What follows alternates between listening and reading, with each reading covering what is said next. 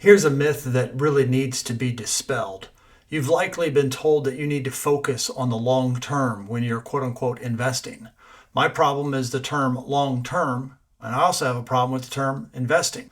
For example, if you own Amazon stock, I would contend that you are not an investor in Amazon unless you gave cash to Jeff Bezos when he went public.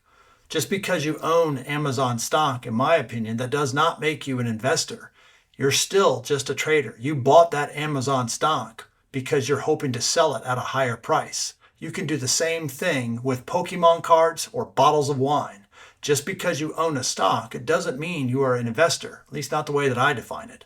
The other thing is long term. Yes, you want to be invested for the long term. You want to have your money working for you for the long term, but there are plenty of examples in our nation's history where the stock market goes sideways or even down for a long period of time. For example, in 1973, right after Alan Greenspan, the future Fed Fund chairman, right after he made this prediction of being in a really good bull market, the stock market entered a 2-year slide where it was down about 50%. And more importantly, it took 7.5 years to get back to break even.